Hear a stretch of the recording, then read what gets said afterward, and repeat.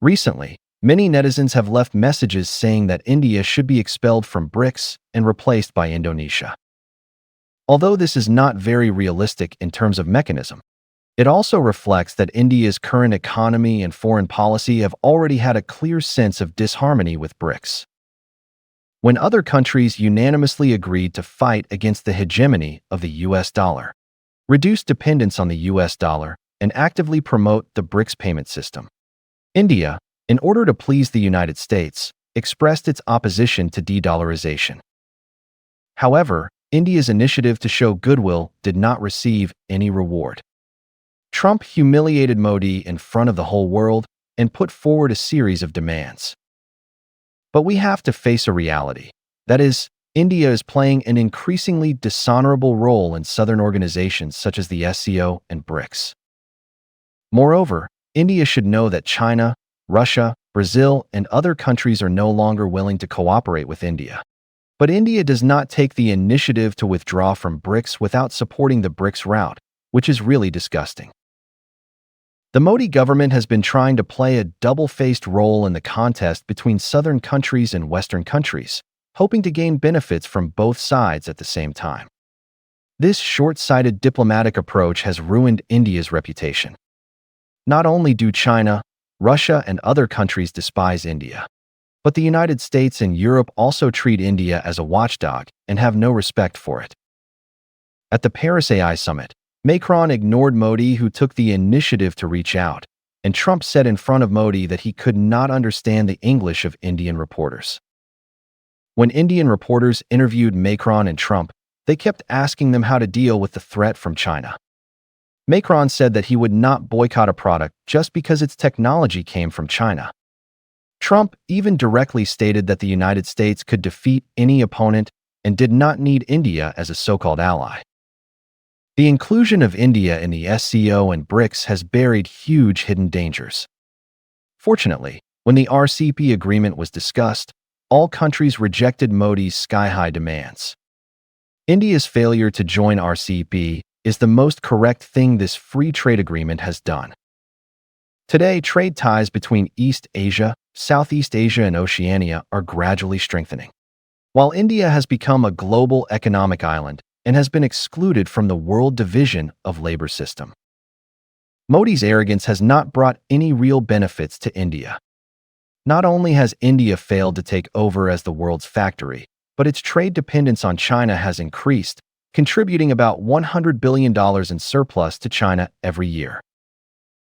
What is even more shameful to India is that Southeast Asian countries have taken over a large number of Chinese manufacturing industries and deeply integrated with China's industrial chain.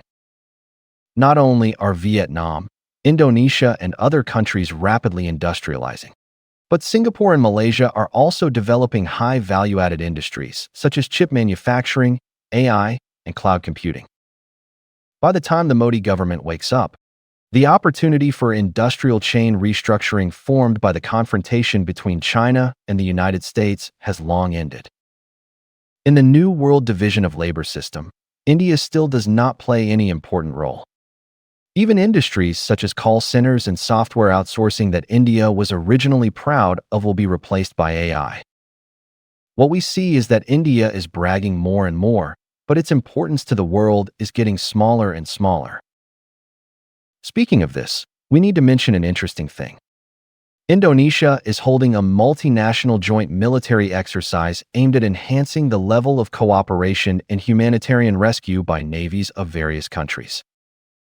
The 5 permanent members of the Security Council, the United States, China, Russia, Britain, and France, as well as other NATO countries, have sent warships to participate. This is the only military exercise that can gather all the world's major powers in recent times, sending a strong signal. That is, the United States, Russia, and China are likely to reduce conflicts and strengthen interest collusion. It is difficult for vultures like India to find room for speculation. What's more terrible is that this incident reflects a very important problem. That is, the identity of the East-West communication bridge that Indians have always cared about has been greatly discounted. ASEAN, represented by Singapore and Indonesia, has rapidly grown its influence in politics, economy, culture, science and technology, and military, leaving India behind. The Modi government betrayed Russia in the Russia-Ukraine war, and it is difficult to win Putin's trust. He also ruined the relationship between India and China. China has clearly refused to reconcile with India. Trump's contempt for Modi and the Bharat Empire is written on his face. On the other hand, Indonesia has come from behind. Although Indonesia lags behind India in population size, Indonesia has a vast territory, a superior geographical location, a higher population quality, and a significantly higher level of economic development than India. More importantly, the Indonesian government adheres to the ASEAN policy in the China-US conflict and never takes sides. Like Singapore and other countries, it has one respect. The joint attendance of warships from the 5 permanent members of the Security Council is not limited to a small joint exercise for Indonesia, but means that all major powers express respect for Indonesia. I think if there is any country in Asia that can do this, it is Singapore. Let the world powers put aside their differences and cooperate on the same stage when the fierce confrontation has not yet ended. This is an important manifestation of the host country becoming a global force. Therefore, we can congratulate Indonesia and ASEAN for embarking on the road of transformation from regional power to global power. But I also want to remind ASEAN that diplomacy must be independent and autonomous, and the choice of route should be consulted by Mr. Lee Hsien Loong. It must not blindly express its position in the conflicts between major powers such as China and the United States, China and Russia for short-term interests. At any time, only when you have an independent personality and national character will you be respected by the powerful. Double-faced people like Modi who waver left and right will only lead the country into an isolated, desperate situation. Regarding Indonesia replacing India as the eye of BRICS, I personally support it very much. Because BRICS is the most important organization for the global southern countries to reshape the international order, seek more voice, and demand more reasonable rules for the distribution of interests. It requires the core member states to unite and be able to bear the pressure from the United States and Western countries. If all of them surrendered after being threatened by the US President and Secretary of State like India, would it still have value to exist? Facts have proved that the United States does not respect obedient allies.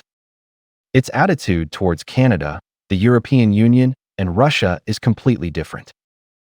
Modi, who actively currying favor with the United States, did not gain the same respect as Trump did for Xi Jinping. Americans respect powerful opponents more. Surrendering to the United States cannot bring a secure future. In addition, Indonesia replacing India can make BRICS and ASEAN produce a wonderful chemical reaction. The China plus ASEAN consultation mechanism, the active communication within BRICS, and the interaction among ASEAN member states can greatly enhance the overall strength and coordination efficiency of southern countries. The West has the G7, and southern countries should have a united BRICS. The distribution of benefits has always been a competition of strength. Since India is unwilling to bear the pressure with southern countries, it should take the initiative to withdraw and make room for Indonesia.